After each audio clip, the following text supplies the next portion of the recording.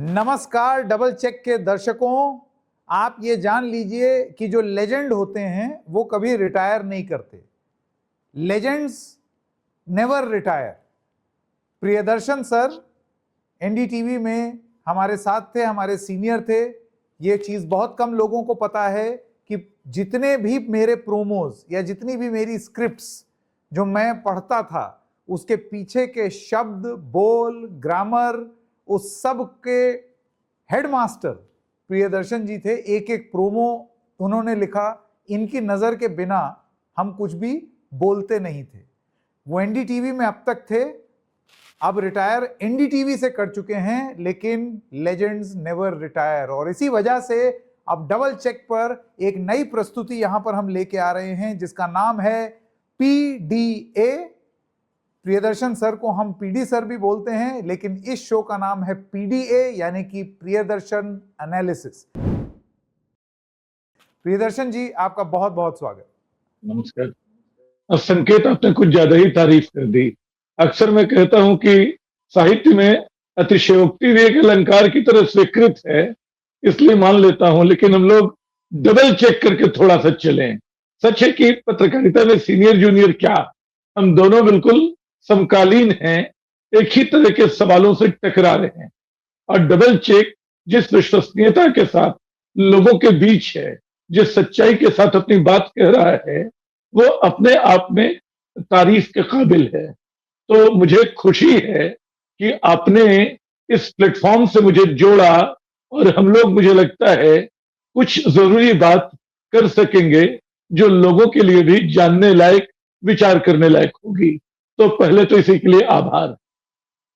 बहुत बहुत धन्यवाद पीडी सर। लेकिन देखिए, ऐसा है कि सम्मान अपनी जगह है, लेकिन हाँ, सम्मानजनक रूप से अगर आप कुछ बोलेंगे जो मुझे नहीं सही लग रहा होगा, तो जैसे कि पहले न्यूज रूम में होता था, बहुत ही सम्मानजनक तरीके से आपसे मैं डिसएग्री भी कर जाऊंगा। हमारी बहसें पहले भी कर चुके, हमारी बहसें चलती रहेंगी, बहसें हमारी चलती रहेंगी। बिल्कुल। तो पीडीए के आज के एपिसोड में, प्रथम एपिसोड में डबल चेक पर हम पीडी सर से जानने की कोशिश करेंगे कि नागरिक कौन होता है, नागरिकता का प्रमाण किस तरीके से लिया जाता है। क्या आधार कार्ड जो है वो आपकी नागरिकता का प्रमाण है? सरकार कहती है नहीं है। वोटर कार्ड है? सरकार कहती है नहीं है। पासपोर्ट है? सरकार कहती है नहीं है। और जब ये बात आपको अचंभे जैसी लगेगी, लेकिन आप दस्तावेज उठा लें तो सरकार पलट करके बोल सकती है कि आज के नियम नहीं है, तमाम जजमेंट्स उठा के देख लीजिए या इन डॉक्यूमेंट्स को भी देख लीजिए, इसमें लिखा हुआ है कि हाँ नहीं है। लेकिन नागरिकता का प्रमाण है क्या? और इस नागरिकता की बहस और नागरिकता बनाम राष्ट्रीयता, नेशनैलिटी वर्सेस सिटीजनशिप, इसको हम किस तरीके से समझें, पीडीए के आज के एपिसोड में हम इन्हीं सब चीजों के बारे में बात करेंगे। पीडी सर, पहले तो एक शुरुआती वक्तव्य आप रख दें कि ये जो पूरी सिटीजनशिप डिबेट आई पासपोर्ट को लेकर के, उस पर आपकी क्या राय है? देखिए, मैं तो बड़ा हैरान हुआ जब मैंने खबर पढ़ी कि पासपोर्ट हमारी नागरिकता का प्रमाण नहीं है। यानी इसका पहला असर उन भारतीयों पे पड़ेगा जो किसी दूसरे देश में यात्रा करते हैं। उनसे कहा जाएगा कि आप भारतीय नागरिक कैसे हैं? हम तो अब तक आपको भारतीय मानते थे, लेकिन आपकी सरकार ही बोल रही है कि पासपोर्ट तो जी नहीं चलेगा। असल में ये मामला जो है हमारी पहचान से जुड़ा मामला है। नागरिकता का मामला हमारे बुनियादी अधिकार से जुड़ा है, जिसको हम अपने वोट की मार्फत अभिव्यक्त करते हैं। और देखिए, इस पासपोर्ट से पहले दिलचस्पी है कि जो तमाम राज्यों में चुनाव आयोग एसआईआर की कवायद कर रहा है, उसमें जो 11 डॉक्यूमेंट थे उसमें पासपोर्ट तो शामिल था, लेकिन जो राशन कार्ड हिंदुस्तान के गरीबों की पहचान रहा, जिसके सहारे एक दौर में हम लोग भी किल्लत के दौर में चीनी और मिट्टी तेल खरीदते रहे, वो सब जो हैं वो खारिज कर दिए गए। वोटर लिस्ट खारिज कर दी गई। और अब पता चला कि चुनाव आयोग जिस पासपोर्ट को मानता था वो भी हमारी नागरिकता का प्रमाण नहीं है। चालाकी की बात यह है कि चुनाव आयोग कहता है कि जी हम तो आपकी नागरिकता का निर्धारण नहीं कर रहे हैं, हम ये देख रहे हैं कि आप वोटर हो सकने लायक हैं या नहीं। लेकिन वोटर होना ही तो हमारी नागरिकता की पहली शर्त है। अगर हम इस देश के वोटर नहीं हैं तो इस देश के नागरिक नहीं। बंगाल में जो 91 लाख लोगों के नाम काटे गए थे, उसमें 27 लाख लोग ऐसे थे जो बोल रहे थे कि हम वोट देने को तैयार हैं, हमारे कागज देख लो। लेकिन न सरकार ने, न चुनाव आयोग ने, और दुर्भाग्य से इस देश की सबसे बड़ी अदालत ने भी कह दिया कि कागज बाद में देखेंगे, अगर आपका वोट गलती से कट गया तो अगले चुनाव में दे देना। 27 लाख लोगों के वोटिंग राइट छीन लिए गए। और बंगाल के मुख्यमंत्री ने उसके बाद कहा कि जो एसआईआर में जिनके नाम नहीं आए हैं, उनको दूसरी सुविधाओं से वंचित किया जाएगा। तो हम अचानक पा रहे हैं, जो ब्रेख्त की कविता थी, जो बड़ी मशहूर है, मैं क्लीशे से बचता हूं, लेकिन वो क्लीशे की तरह हो गई है कि अगर तुम्हारा जनता पे विश्वास नहीं रहा है, तो संसद को चाहिए कि इस जनता को भंग कर दे। तो ये एक डराने वाला परिदृश्य है। असल में होना क्या चाहिए? हम लोग नेचुरल सिटीजन्स हैं, हम जिस देश में पैदा होते हैं वहां के नागरिक हैं। कायदे से ये साबित करना मेरा काम नहीं कि हम इस देश के नागरिक हैं या नहीं। ये साबित करना, अगर सरकार नहीं मानती कि हम नागरिक हैं, तो ये साबित करना उसका काम है कि नहीं जी, आप बांग्लादेश से आए, आप पाकिस्तान से आए हैं, आप इंग्लैंड से आए या कहीं और से आए हैं। हम यहां पैदा हुए हैं, हमें साबित करने की आवश्यकता नहीं है। और इस पूरी नागरिकता की डिबेट की मार सबसे गरीब लोगों पे, सबसे कमजोर लोगों पे पड़ रही है, जिनके पास अपने मकान नहीं है, जिनके पास शिक्षा प्रॉपर नहीं है, जिनको याद नहीं है कि पिछली बार उन्होंने कब वोट कहां डाला था, जिनका घर उनके कंधों पर रहता है, वो सबसे कम साधनों में महानगरों की सबसे गरीब बस्तियों में रहते हैं। उनकी नागरिकता आप सबसे पहले छीन लेते हैं। लेकिन ये सिलसिला कैसे ऊपर जा रहा है, अब आप इसको देखिए। पासपोर्ट के बारे में सरकार बोल रही है कि पासपोर्ट भी आपकी नागरिकता का प्रमाण नहीं है। एक बात चलती है नगर की, कि नगर तो असल में हिंदुस्तान के आधे लोग तो गांव में रहे, बल्कि जब मैं स्कूलों में था 70 के दशक में 90% आबादी गांव में रहती थी, वो भी इस देश की नागरिक थी। तो शब्दों में मत जाइए। गांव, शहर, कस्बे, जो भी हिंदुस्तान में रहता है, इससे असल में एक नई बात शुरू होती है कि हमारी पहचान क्या है। आप देखिएगा कि पहचान का सवाल कई स्तरों पे होता है। वो हमारी कोई एक पहचान नहीं होती है, हमारी कई पहचानें होती हैं। वो बिल्कुल हमारे घर से शुरू होती है कि मैं फलां जी का लड़का हूं। अगले मोहल्ले में पूछता है कि किस गली में हो, मैं बताता हूं जी चौथी गली में। शहर में पूछता है किस मोहल्ले के हो, मैं बताता हूं फला मोहल्ले का हूं। राज्य के बाहर जाता हूं, पूछता हूं किस शहर के हो, मैं बताता हूं कि जी मैं फला शहर का हूं। देश के बाहर जाता हूं तो लोग पूछते हैं किस देश के हो। हर बार मेरी पहचान फैलती जाती है। और अब देखिए कि दुनिया भर में पहचान का यही व्याकरण चलता है। जब नील आर्मस्ट्रांग ने चांद पे कदम रखे थे, तो उसने उसको किसी अमेरिकी नागरिक की बड़ी उपलब्धि नहीं बताया था। उसका वाक्य था कि it is a great leap of humanity, ये मनुष्यता की बड़ी छलांग है। तो ये जो बात है कि आपकी नागरिकता बड़ी होती जाती है और सिकुड़ती जाती है। आप उसको, अच्छा, अलग अलग देशों में अलग अलग ढंग से, अगर आप उसको एक पहचान की कड़ाही में खौला देना चाहते हैं, आप बताते कि नहीं तुम सिर्फ भारतीय हो और कुछ नहीं हो, तो आप एक बेईमानी करते हैं। ऐसा हो ही नहीं सकता है कि मैं अपने शहर, अपने राज्य, अपने मोहल्ले को प्यार किए बिना अपने देश से प्रेम करने लगूं। आपको याद होगा कि कहीं भी आप जाइए, कोई बातचीत करने वाला बोलेगा मैं आगरे का हूं, मुझसे मत लड़ो। मैं अलीगढ़ का हूं, समझते क्या हो। मैं बनारस का हूं, मैं खाटी इलाहाबाद वाला हूं। हर शहर वाले को अपने शहर पे, अपनी पहचान पे गुमान सा, एक गरूर सा होता है। वो उसको देश से जोड़ता है। उसके बाद हम कहते हैं कि सारे जहां से अच्छा हिंदुस्तान हमारा। तो असल में हमारी पहचान का जो वास्ता है, राष्ट्र तो पिछले 200 वर्षों में विकसित हुए। उसके पहले नेशन स्टेट जैसी चीज नहीं थी, पासपोर्ट वीजा भी नहीं था। लोहिया जो थे, राम मनोहर लोहिया, विश्व यारी की बात करते थे, यानी बिना पासपोर्ट के दुनिया भर के देशों में आने जाने की इजाजत हो। और आप देखिएगा कि देशों की जो छवि है वो हमारे लिए बदलती रहती है। इस पर हम लोग बात करेंगे। अगर इस बीच कोई सवाल हो तो बताएं। या हम लोग, आप इसमें कुछ जोड़ना चाहें जी बिल्कुल तो नहीं, संक्षेप जोड़ना कुछ तो नहीं। बताएं। पीडी पीडी सर, इसमें देखिए आपका जो प्रथम पीडीए था इस पर, हाँ वो बहुत ही रोचक था हाँ कि आपने इसको एक तरीके से हाँ परिभाषित किया कि क्या है नागरिकता और आप इसको किस हाँ चीज से जोड़। लेकिन देखिए बुनियादी सवाल यहां पर है कि एक एक rules based society, rules based order, जिसमें एक नियम कानून कायदे, आज के निजाम के हाँ हाँ हिसाब के कायदे व्यवस्था बनाने का एक प्रक्रिया है। बिना पासपोर्ट अब दुनिया नहीं चल सकती, बिना नियम के अब देश नहीं चल हाँ सकते, कॉलोनी घर नहीं चल सकते, ठीक है ना। ऐसे में हाँ अब अगर पासपोर्ट को ही आप देख लें तो कोई नई चीज नहीं बोली है। मिनिस्ट्री ऑफ एक्सटर्नल हाँ अफेयर्स नागरिकता तय नहीं करती, वो होम मिनिस्ट्री के अधीन आता है। तो उन्होंने, अगर आप वैसे हाँ देखें, अगर आप रूल्स के हिसाब से देखें, तथ्यों के हिसाब से देखें, तो मिनिस्ट्री ऑफ एक्सटर्नल अफेयर्स ने पीडी सर कुछ गलत नहीं बोला है, एक एक फैक्ट को स्टेट कर दिया है। लेकिन इसका अभी उल्लेख करने के पीछे की गणित आप क्या मानते हैं? थोड़ी असहमति जताऊंगा। पासपोर्ट बनता कैसे है? विदेश मंत्रालय नहीं बनवाता है, गृह मंत्रालय के दस्तावेज से बाकायदा तय होता है।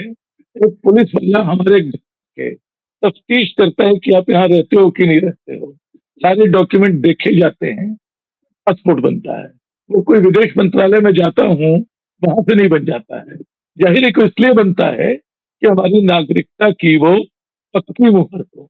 जब इतना आप कर लेते हैं, जब एक पुलिस वाले से मेरे घर तक भिजवा के तफ्तीश कर लेते हैं, तब बोलते हैं कि ना जी आप तो नागरिक नहीं हो यहाँ के, इस पासपोर्ट के आधार पे तो नहीं हो। दूसरी बात, तो पहली बात तो ये जो मैं कह रहा था कि पासपोर्ट बनते कैसे। पासपोर्ट बनाने का काम विदेश मंत्रालय का तो होता नहीं है, उसका पासपोर्ट विभाग है जो बाकायदा गृह मंत्रालय के दस्तावेज देखता है। बाकायदा एक पुलिस वाला जो उस थाने का होता है, हमारे घर आके देख जाता है कि आप यहीं रहते हैं कि नहीं रहते हैं। सब कुछ जांच करने के बाद आप एक पासपोर्ट जारी करते हैं। इतना करने के बाद आप बताते हैं कि ये भी आपकी नागरिकता का प्रमाण पत्र नहीं। तो नागरिकता को इतनी अबूझ से इतनी बड़ी भरकम चीज क्यों बनाया जा रहा है? नागरिकता तो बहते पानी की तरह सहज होनी चाहिए, जैसे हमारे पहाड़ हैं, जैसे हमारी नदियां हैं, जैसे हम लोग हैं, हमारी पहचान वो है। एक बात और मैं बोल रहा हूँ कि जो राष्ट्र राज्य होते हैं, हम लोग उनको राजनीति के आधार पे, उनकी आर्थिक सामरिक ताकत के आधार पे परिभाषित करने के आदी हो गए। लेकिन आप देखिए कि उनकी छवि बहुत अलग होती है। अभी फुटबॉल वर्ल्ड कप चल रहा है। फुटबॉल वर्ल्ड कप में दुनिया का सबसे बड़ा देश हम लोग किसको मानते हैं? ब्राजील को। वो जीते चाहे न जीते, Brazil, Argentina, Cameroon, Senegal, Morocco याद तक नहीं करते। अब सारी दुनिया देख रही है, सारी दुनिया जानना चाहिए कौन एक वर्डे नाम का देश है जिसने तमाम देशों को रोक दिया। घाना को आप याद कर रहे हैं। तो लातीन अमेरिकी आइडेंटिटी अचानक यूरोप को टक्कर देती, बॉल के मैदान में देती है। वहां तो क्रिकेट के मैदान में देखिए वेस्ट इंडीज तो कोई है, और वहां भी वेस्ट इंडीज देश नहीं है, देशों का समूह है, लेकिन हम लोग एक देश की तरह उसको देखते हैं। तो देशों की छवियां बदलती हैं। एक सॉफ्ट स्टेट होता है जो कोई सरहद नहीं मानता है। विवियन रिचर्ड्स की बैटिंग का मैं फैन हूँ। विवियन रिचर्ड्स और डॉन ब्रैडमैन के पोस्टर मेरे घर में लगे, इसके लिए किसी वीजा पासपोर्ट की जरूरत नहीं है। लता मंगेशकर पाकिस्तान में सुनी जाए, आशा भोसले का दम बोले दम, दम मारो दम गाना पाकिस्तान में सुना जाता है बिना वीजा पासपोर्ट के। तो देशों की सरहदें जो होती हैं, कई बार बेईमानी हो जाती है। और जब बहुत सारे नियम कायदे बनाने लगते हैं, दुनिया जितने नियमों से चलती है उससे ज्यादा अलिखित नियमों से चलती है। कानून आपको जकड़ने के लिए होते हैं। जितने ज्यादा कानून बनाते हैं आप, जैसे कहीं घूसखोरी चल रही है, आप उस घूसखोरी को रोकने के लिए पहले एक नाका बनाते हैं, 5 नाके बना देते हैं। इससे घूसखोरी नहीं रुकती है, वो 5 जगह चली जाती है। तो कानून बनाने से, कानून सख्त करने से चीजें नहीं रुकती हैं, चीजें नहीं बनती हैं। आप मुझे कोई दस्तावेज देके इस देश का नागरिक नहीं बना सकते हैं जब तक मुझे भारत से प्रेम न हो। और भारत से मेरा प्रेम जो है, मेरी स्मृति से, मेरे बचपन की यादों से, मेरे शहर से, पढ़ी हुई किताबों से, कविताओं से, उन सबसे बनता है। और भारत के भीतर भी कई भारत है, उन सबको हम एक साथ देखने के आदी हैं। लेकिन सच ये है कि उनका भी उनमें भी एक तरह की विविधता होती है। तो देशों की जो राजनीतिक परिभाषा है, राष्ट्र राज्य का जो एक खांचा है, उसके बाहर भी देश होते हैं, उसके बाहर भी नागरिकता होती है जो ज्यादा वास्तविक होती है। महात्मा गांधी हिंदुस्तान के नागरिक, लेकिन शायद दुनिया के कई देश उनको अपना नागरिक बनाना चाहें। बल्कि मैं तो मानता हूं कि जो बहस हम लोग कभी बाद में करेंगे कि हिंदुस्तान में अब एकल नागरिकता की थ्योरी खत्म कर देनी चाहिए। अब दोहरी नागरिकता का प्रस्ताव ले आना चाहिए, जो कई देशों में है दुनिया के, कि आप एक साथ 2-3 देशों के नागरिक हो सकते हैं। तो भारत का नियम ये है, मैं कई दोस्तों को जानता हूँ, मेरे रिलेटिव्स हमारे जो बाहर चले गए, वो भारतीय बने रहना चाहते हैं, लेकिन भारतीय बने रहना उनको भारतीय कानूनों के चलते उनके लिए संभव नहीं है। अंततः वो अ, बाहर के होके रह जाते हैं। तो ये सारी बातें हैं, जो नागरिकता का मामला है, बहुत बुनियादी मामला, हमारी पहचान के कई स्तरों से जुड़ा मामला है। और सब आपस में, अच्छा, दुनिया में 2 तरह की पहचानें चलती हैं। आप देखेंगे कई देश हैं, एक तो सलाद वाली पहचान होती है, जिसमें आप गाजर को, मूली को, खीरे को अलग अलग पहचान लेते हैं, और एक बिल्कुल खिचड़ी बना देने का काम होता है। तो दोनों तरह की पहचानें संभव हैं, लेकिन दोनों तरह की पहचानों में इरादा ये होना चाहिए कि आप कहाँ से अपने आप को वास्तविक तौर पे जुड़ा महसूस करते हैं। और ये जुड़ाव सरकारी दस्तावेजों से नहीं, कागजों से नहीं, हमारी धरती से, हमारी जमीन से, उस पे हमारी स्वाभाविक नागरिकता से तय होता आपने है। यहाँ पर एक चीज बड़ी इंटरेस्टिंग बोली जो मैंने आपकी बात से सुना। देखिए, बहुत सारे लोग आज पीडी सर आपको ये भी बोलेंगे कि ये आइडियलिज्म के दायरे में रह करके ये कि पंछी नदियां पवन के झोंके, कोई सरहद ना इन्हें रोके, वो वाली फिलॉसफी कविताओं और किताबों में तो बहुत अच्छी लगती हैं, लेकिन सरहदें मौजूद हैं, इंसानों की ही बनाई हुई हैं और किसी वजह से हैं। अब वो वजह क्या है, वो आप और हम अकेले एक देश से उसको खत्म नहीं कर पाएंगे, और रूल्स बेस्ड ऑर्डर की एक अलग ही कहानी चली जाती है। लेकिन अभी आपकी बोली हुई एक बात पर मैं थोड़ा चाहूंगा कि आप और विस्तार से वर्णन करें उसका। डुअल सिटीजनशिप जो हिंदुस्तान नहीं अलाउ करता, अगर वो हो जाए, हम जानते हैं बहुत सारे ऐसे हिंदुस्तानी हैं जो विदेश में रहते हैं, दिल से हिंदुस्तानी हैं, देसी हैं, विदेश में रह करके विदेशी पासपोर्ट लेना चाहते हैं, लेकिन वो अपना पासपोर्ट छोड़ते वक्त उनको हफ्ता 10 दिन 1 महीना लग जाता है इस कश्मकश में कि मैं ये छोड़ रहा हूं, ये छूट रहा है, ये भी उनके मन में चलता है। आपको लगता है कि इन परिभाषाओं को बदलना भी अब जरूरी है? सिटीजनशिप डिबेट अलग, बिल्कुल, लेकिन बिल्कुल। देखिए, जब क्रिकेट के मैच देखिए, लॉर्ड्स में वो कौन लोग होते हैं जो 3 तिरंगा लगा के गाल में 3 तिरंगा लगा के इंडिया इंडिया इंडिया चिल्लाते रहते हैं। मोदी जी के भाषणों को सुनने के लिए या राहुल के भाषणों को सुनने के लिए कौन सी भीड़ अपनी नींद खराब करती है? ये वो लोग हैं जिनका भारत से कोई सीधा रास्ता भले न रह गया, लेकिन भारत उनके भीतर कहीं बसता, और ये दुनिया में तमाम लोगों के साथ होता है। हम मुल्क छोड़ नहीं पाते हैं, उनका मुल्क उनका पीछा करता रहता है। और इस 21वीं सदी में जब विस्थापन दुनिया की सबसे बड़ी सच्चाई है, हम तमाम लोग अपनी जड़ों से उखड़े हुए लोग, अपने घर गांव छोड़ के आए हुए लोग हैं। उन लोगों को अगर ये डुअल सिटीजनशिप का रास्ता खुले, तो पाएंगे कि भारत के नागरिकों की संख्या बहुत बड़ी होगी, जो कम से कम आज से बड़ी होगी। और बहुत सारे लोगों को ये सहज लगेगा कि चलो कहीं और जाके बस लें। मैं आदर्श की बात नहीं कर रहा हूं, लेकिन नक्शे दुनिया के आप अगर 20वीं सदी का प्रारंभिक नक्शा उठा के देख लें, 100 वर्षों में दुनिया के नक्शे बदल चुके हैं। वो नक्शे कोई स्थायी नक्शे नहीं है। सोवियत संघ जो है दुनिया का सबसे ताकतवर मुल्क होता था एक समय, आज उसका नामो निशान मिट गया है। रशिया रशिया ऑस्ट्रिया भी फुटबॉल के वर्ल्ड कप में याद आया कि ऑस्ट्रिया जैसा एक मुल्क बचा हुआ है, नहीं तो वो सब खत्म हो गए। हिंदुस्तान कितना बड़ा था, पाकिस्तान और बांग्लादेश बन गए उसमें से। तो देशों के नक्शे भी इंसान के बनाए हुए ही, उन नक्शों को बिल्कुल स्थायी नहीं मान लेना चाहिए, बल्कि उसके मुकाबले वो कविताएं ज्यादा चिरंजीवी साबित हुई हैं, वो किताबें ज्यादा चिरंजीवी साबित हुई हैं, जिनको आप अव्यवहारिक बता रहे हैं। उन्होंने भी बताया है कि देशों की सरहद को फैलाना, इसके बाहर एक ज्यादा बड़ा संसार है जिसको गले लगाने की, जिसकी विविधता को पहचानने की जरूरत है। पीडी सर, तो मैं मेरा बहुत सारे आखिरी उदाहरण सवाल। दे सकता हूँ। जी, हाँ, उदाहरण दे दीजिए पहले, फिर मैं आगे पूछूंगा। नहीं मैं मतलब ऐसी ढेर सारी कविताएं हैं, ऐसे ढेर सारे। जैसे मैं आपको बताता हूँ कि सोवियत संघ के खत्म हो गया, लेकिन मेरे लिए टोल्स्टॉय, गोर्की, चेखव, तुर्गनेव सब हिंदी के लेखक हैं।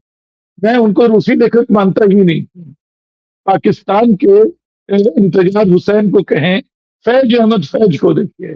पाकिस्तान होगा पराया मुल्क, लेकिन यहाँ भी हम देखेंगे, लाजिम है कि हम भी देखेंगे, किसी भी आंदोलन में आप बजता हुआ सुन लेंगे।